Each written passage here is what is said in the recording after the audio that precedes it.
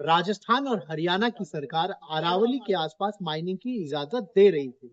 जबकि दिल्ली और गुजरात की सरकार माइनिंग की इजाजत के लिए बहुत स्ट्रिक्ट कंप्लायंस की बात करती है। इन्हीं सब विषयों को लेके ministry of environment and forest ने एक पूरी कमिटी बनाई थी और उस कमिटी में इन सभी राज्यों के सीनियर ऑफिसर्स थे और इन्वायरमेंटलिस्ट थे, जिन्होंने एक पूरी रिपोर्ट दी सुप्रीम कोर्ट में कि क्या अरावली पर्वत श्रृंखला की व्याख्या को चेंज की जा सकती है। अब समझने वाली बात है कि उस कमिटी ने अरावली पर्वत श्रृंखला की कौन सी व्याख्या को चेंज करने की बात की थी, जिसपे पर्यावरणविद सवाल उठा रहे थे। अरावली पर्वत श्रृंखला की दो व्याख्या की गई थी, एक अरावली रेंज और एक अरावली हिल्स। अरावली रेंज उसे कहते हैं जो इन चार राज्यों से गुजरती थी, अर्थात जिन राज्यों से अरावली पर्वत गुजरती है वो अरावली रेंज है, और अरावली हिल्स जो पहाड़ जिस राज्य में है उस राज्य की जो पहाड़ थी उसको अरावली हिल्स कहते थे। अगर कोई अरावली रेंज की पहाड़ दिल्ली में है तो अरावली हिल्स बोली जाएगी, अगर गुजरात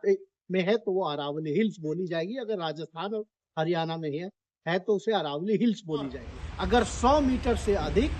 कोई पहाड़ है या कोई टीला है और अगर इस रेंज में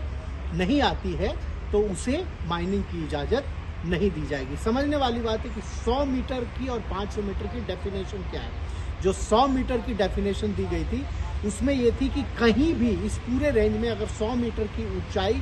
तक की कोई पहाड़ है तो वहां पे एनओसी दी जा सकती है, लेकिन अगर 100 मीटर से अधिक कोई इस पूरे रेंज में पहाड़ है तो वहां पे एनओसी नहीं दी जाएगी। और पर्यावरणविद ने यह सवाल उठाया था कि इससे भारत की जो पुरानी पर्वत श्रृंखला है उसमें कहीं पे भी इन्वायरमेंट क्लियरेंस नहीं दी जानी चाहिए, क्योंकि देश में खास करके दिल्ली, एनसीआर और इन राज्यों में जहाँ पे अरावली हिल्स रेंज है वहाँ पे प्रदूषण का स्तर बहुत अधिक है। जबकि जो एक्सपर्ट कमेटी थी उनकी जो डेफिनेशन है, जो कमेटी ने डेफिनेशन दी है अरावली रेंज की, उसमें कुछ ऐसी बातें की गई है जो आम लोगों को समझने की जरूरत है कि अगर दो राज्यों से अरावली रेंज गुजर रही है और बीच में अगर कोई नदी है और उस नदी के आर पार अगर नदी की लेफ्ट और राइट में कोई पहाड़ है तो अरावली रेंज में नहीं आएगी। इन्हीं सब चीज़ों का विरोध हो रहा था और आम लोगों को ये समझ में नहीं आ रही कि आखिर ये अरावली हिल्स विवाद है क्या। दूसरी बात, अगर बीच में कोई सड़क है और सड़क के लेफ्ट में अगर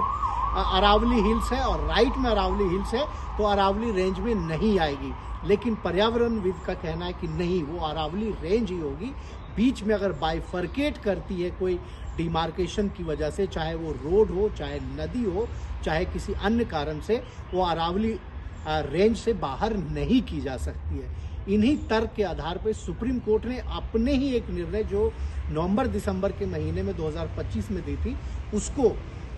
सोमवार को अर्थात 29 दिसंबर को पलट दिया और फिलहाल इस मामले को 21 जनवरी तक सारी माइनिंग और कमिटी की ऑब्जर्वेशन पे रोक लगा दी है और किसी भी प्रकार की एनओसी देने के लिए राज्य सरकारों और खास करके केंद्र की जो ministry of environment and forest है उनको सख्त आदेश दिया है कि कोई भी निर्णय इस पर नहीं ली जाए।